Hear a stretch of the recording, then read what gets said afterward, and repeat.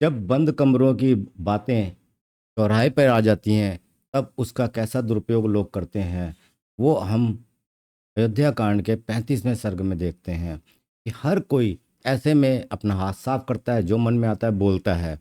और ऐसा ही यहाँ पर दिखाई दे रहा है कि सुमंत जो एक सूत हैं, वो कैसे रानी केकई उनके साथ कैसे शब्दों का व्यवहार करते हैं, कैसे कैसे उनको कोसते हैं और कैसी तीखी भाषा का इस्तेमाल करते हैं। सुमंत वे क्रोध से आंखें लाल करके दोनों हाथों से सिर पीटने लगे और बारंबार लंबी सांस खींचकर हाथ से हाथ मलकर दांत कटकटाकर राजा दशरथ के मन की वास्तविक अवस्था देखते हुए अपने वचन रूपी तीखे बाणों से केकई के हृदय को कंपित सा करने लगे। अपने अशुभ एवं अनुपम वचन रूपी वज्र से केकई के सारे मर्म स्थानों को विदीर्ण से करते हुए सुमंत्र ने उनसे इस प्रकार कहना आरंभ किया। सुमंत ने किस प्रकार केकई को अपमानित किया, वो देखने से पहले कृपया वीडियो को लाइक कर दीजिए और चैनल को सब्सक्राइब कर दीजिए। देखिए, वाल्मीकि रामायण मैं आपको पढ़ के सुना रहा हूँ। आपने वाल्मीकि रामायण खरीदी नहीं है ना पढ़ी है, और मैं पढ़ के सुना रहा हूँ, तो कम से कम आप इतना तो कर ही सकते हैं कि इसको लाइक करें, अंत तक सुने। ऐसी ऐसी बातें आपको पता लगेंगी जो आपको अब तक नहीं पता होंगी। चलिए आगे देखते हैं सुमंत्र ने क्या कहा। देवी, जब तुमने संपूर्ण चराचर जगत के स्वामी स्वयं अपने पति महाराज दशरथ का ही त्याग कर दिया, तब इस जगत में कोई ऐसा को कर्म नहीं है जिसे तुम ना कर सको। मैं तो समझता हूं कि तुम पति की हत्या करने वाली तो हो ही, अंततः कुल घातनी भी हो। कितनी तीखी बातें ये कह रहे हैं सुमंत, किनको? केकई को। ओह, जो देवराज इंद्र के समान, अजय पर्वत के समान अकंपनीय तथा महासागर के समान शोभ रहित हैं, उन महाराज दशरथ को भी तुम अपने कर्मों से संतप्त कर रही हो। राजा दशरथ तुम्हारे पति, पालक और वरदाता हैं। तुम इनका अपमान ना करो। नारियों के लिए पति की इच्छा का महत्व करोड़ों पुत्रों से भी अधिक होता है। इस कुल में राजा का परलोकवास हो जाने पर उसके पुत्रों की अवस्था का विचार करके जो ज्येष्ठ पुत्र होते हैं वे ही राज्य पाते हैं। राजकुल के इस परंपरागत आचार को तुम इन इक्ष्वाकु वंश के स्वामी महाराजा दशरथ के जीते जी ही मिटा देना चाहती हो। तुम्हारे पुत्र भरत राजा हो जाए और इस पृथ्वी का शासन करें, किंतु हम लोग तो वहीं चले जाएंगे जहाँ श्री राम जाएंगे। तुम्हारे राज्य में कोई भी ब्राह्मण निवास नहीं करेगा। यदि तुम आज वैसा मर्यादाहीन कर्म करोगी तो निश्चय ही हम सब लोग उसी मार्ग पर चले जाएंगे जिसका श्री राम ने सेवन किया है। संपूर्ण बंधु बांधव और सदाचारी ब्राह्मण भी तुम्हारा त्याग कर देंगे। देवी, फिर इस राज्य को पाकर तुम्हें क्या आनंद मिलेगा? ओह, तुम ऐसा मर्यादाहीन कर्म करना चाहती हो? मुझे तो ये देखकर आश्चर्य सा हो रहा है कि तुम्हारे इतने बड़े अत्याचार करने पर भी पृथ्वी तुरंत फट क्यों नहीं जाती है, अथवा बड़े बड़े ब्रह्म ऋषियों के धिक्कारपूर्ण वाग्दंड जो देखने में भयंकर और जलाकर भस्म कर देने वाले होते हैं, श्री राम को घर से निकालने के लिए तैयार खड़ी हुई तुम जैसी पाषाण हृदय का सर्वनाश क्यों नहीं कर डालते हैं? इतनी विचित्र बात है कि सुमंत्र, जो कि सूत हैं यानी शूद्र हैं, वो इस प्रकार बोल रहे हैं। वृद्ध हैं तो क्या है, वर्णों में सबसे निम्न आते हैं वो। भला आम को कुल्हाड़ी से काटकर उसकी जगह नीम का सेवन कौन करेगा? जो आम की जगह नीम को ही दूध से सींचता है, उसके लिए भी यह नीम मीठा फल देने वाला नहीं हो सकता है। अतः वरदान के बहाने श्री राम को वनवास देकर केकई के चित्त को संतुष्ट करना राजा के लिए कभी सुखद परिणाम का जनक नहीं हो सकता है। केकई, मैं समझता हूँ कि तुम्हारी माता का अपने कुल के अनुरूप जैसा स्वभाव था वैसे ही तुम्हारा भी है।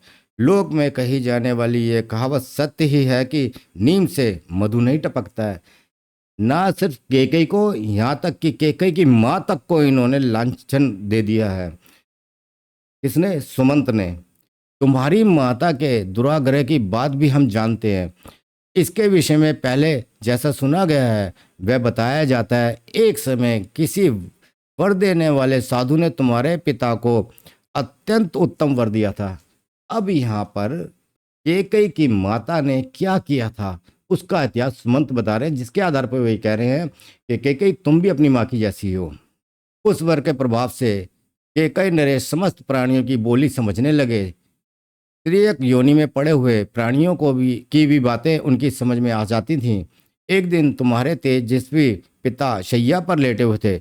उसी समय जुम्ब नामक पक्षी की आवाज़ उनके कानों में पड़ी।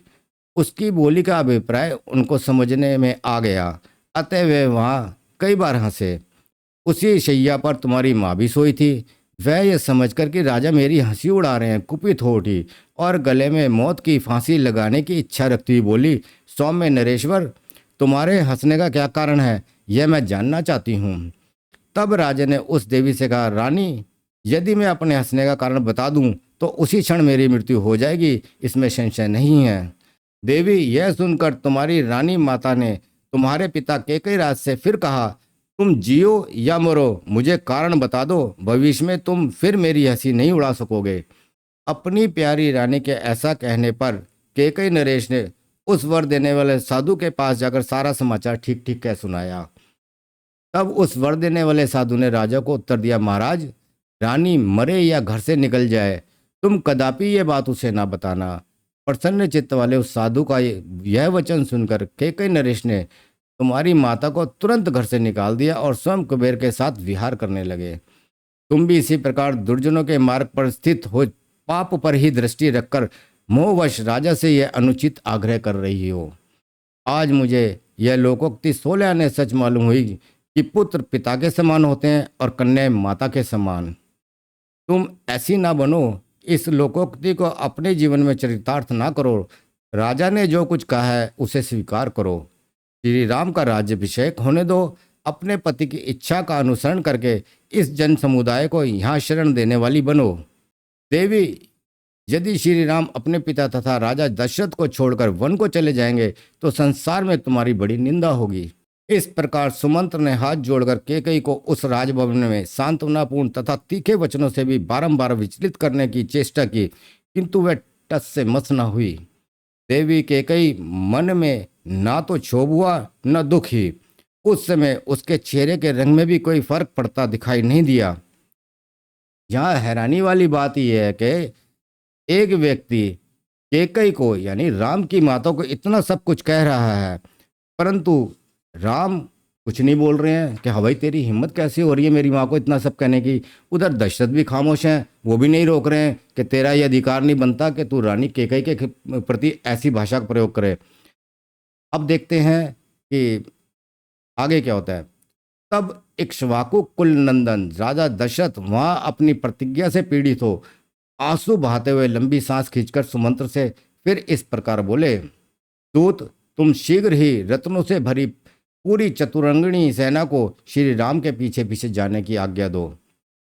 रूप से आजीविका चलाने और सरस वचन बोलने वाली स्त्रियां तथा महाधनी एवं विक्रम विक्रय योग द्रव्यों का प्रसारण करने में कुशल वैश्य राजकुमारों श्री राम की सेना को सुशोभित करें, जो श्री राम के पास रहकर जीवन निर्वाह करते हैं तथा जिन मल्लों से ये उनका पराक्रम देखकर प्रसन्न रहते हैं, उन सबको अनेक प्रकार का धन देकर उन्हें भी इनके साथ जाने की आज्ञा दें। मुख्य मुख्य आयुध नगर के निवासी छकड़े तथा वन के भीतरी रहस्य को जानने वाले व्याध कुकुस कुलभूषण श्री राम के पीछे पीछे जाएं।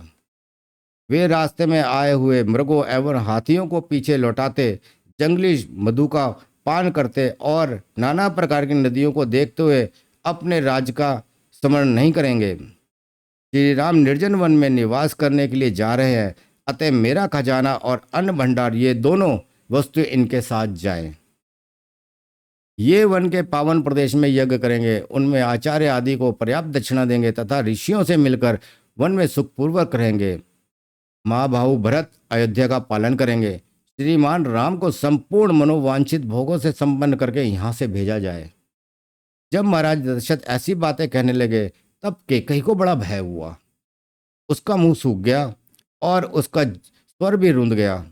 तब कैकेयी राजकुमारी विषादग्रस्त एवं त्रस्त होकर सूखे मुंह से राजे की ओर ही मुंह करके बोली, श्रेष्ठ महाराज, जिसका सार भाग पहले से ही पी लिया गया हो, उस आस्वाद रहित सुरा को जैसे उसका सेवन करने वाले लोग नहीं ग्रहण करते हैं, उसी प्रकार इस धनहीन और सूने राज्य को जो कदापि सेवन करने योग्य नहीं रह जाएगा, भरत कदापि ग्रहण नहीं करेंगे।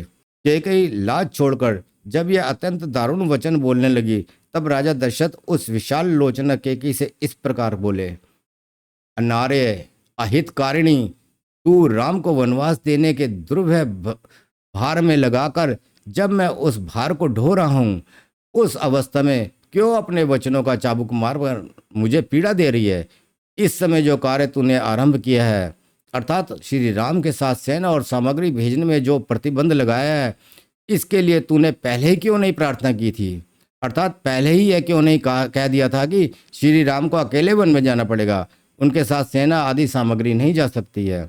राजा का यह क्रोध युक्त वचन सुनकर सुंदरी कैकेयी उनकी उपेक्षा दूना क्रोध करके उनसे इस प्रकार बोली, महाराज, आपके ही वंश में पहले राजा सगर हुए हैं, जिन्होंने अपने श्रेष्ठ ज्येष्ठ पुत्र असमंज को निकालकर उसके लिए राज्य का दरवाजा सदा के लिए बंद कर दिया था। इसी तरह इनको भी यहाँ से निकाल दिया जाना चाहिए। अब कैकेयी इन्हीं के वंश के एक राजा जो विलासिता पूर्ण जीवन जीते थे, असमंज, उनके पिता का उदाहरण दे रही है, परंतु वो तुलना करने में एक चूक कर रही है कि असमंज और राम में जमीन आसमान का अंतर है। उसके ऐसा कहने पर राजा दशरथ ने कहा, धिक्कार है। वहां जितने लोग बैठे थे सभी लाश से गड़ गए, किंतु कैकेयी अपने कथन के औचित्य को अथवा राजा द्वारा दिए गए धिक्कार के औचित्य को समझ नहीं सकी। उस समय वहां राजा के प्रधान और वयोवृद्ध मंत्री सिद्धार्थ बैठे थे। वे बड़े ही शुद्ध स्वभाव वाले और राजा के विशेष आदरणीय थे। उन्होंने कैकेयी से इस प्रकार कहा, पहले सुमंत्र ने कैकेयी को नसीहत दी, उनको तरह तरह के ताने मारे। अब एक व्यक्ति और है जिसका नाम है सिद्धार्थ। अब वो कैकेयी से क्या कहते हैं वो देखते हैं। देवी असमंज बड़ी दुष्ट बुद्धि का राजकुमार था। वह मार्ग पर खेलते हुए बालकों को पकड़कर सरयू के जल में फेंक देता था और ऐसे ही कार्यों से अपना मनोरंजन करता था।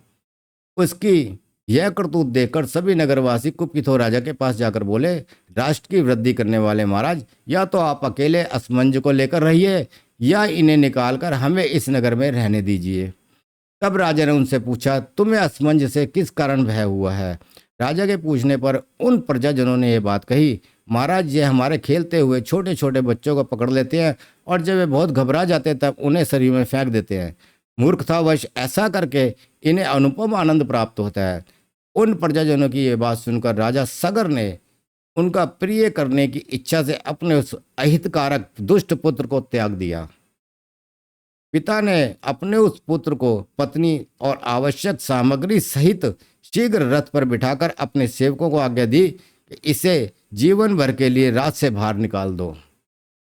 असमंज ने पाल और पिटारी लेकर पर्वतों की दुर्गम गुफाओं को ही अपना निवास योग्य देखा और कंद आदि के लिए वे संपूर्ण दिशा में विचरने लगे। तब जैसा कि बताया गया कि पापाचारी था, इसलिए परम धार्मिक राजा सगर ने उनको त्याग दिया था। श्री राम ने ऐसा कौन सा अपराध किया है जिसके कारण इन्हें इस तरह राज पाने से रोका जा रहा है। तो यहाँ सिद्धार्थ स्पष्ट रूप से कहते हैं कि असमंज और श्री राम की कोई तुलना नहीं है और कैकेयी तुम ये गलत कर रही हो। अतः देवी, श्री रामचंद्र जी के राज्याभिषेक में विघ्न डालने से तुम्हें कोई लाभ नहीं होगा। सुभान ने तुम्हें लोक निंदा से भी बचने की चेष्टा करनी चाहिए। सिद्धार्थ की बातें सुनकर राजा दशरथ अत्यंत थके हुए स्वर में शोकाकुल वाणी में कैकेयी से इस प्रकार बोले, पापिनी, क्या तुझे यह बात नहीं रुचि? तुझे मेरे या अपने हित का बिल्कुल ज्ञान नहीं है। तू दुखद मार्ग का आश्रय लेकर ऐसी कुचेष्टा कर रही है। तेरी ये सारी चेष्टा साधु पुरुषों के मार्ग के विपरीत है। अब मैं भी ये राज्य, धन और सुख छोड़कर श्री राम के पीछे चला जाऊंगा। ये सब लोग भी उन्हीं के साथ जाएंगे। तू अकेली राजा भरत के साथ चिरकाल तक सुखपूर्वक राज भोगती रहना। और ऐसा दशरथ ने स्पष्ट कर दिया कि यहाँ पर कैकेयी और भरत सिर्फ दो ही लोग रह जाएंगे। सारी प्रजा, दशरथ, सारे मंत्री, यहाँ तक कि पशु पक्षी सब राम के साथ जब वन में चले जाएंगे तो कैकेयी का क्या हाल होगा। इससे भयभीत होकर आगे कैकेयी क्या करती है, वो देखने के लिए अगली वीडियो की प्रतीक्षा कीजिए। तब तक के लिए नमस्कार, धन्यवाद।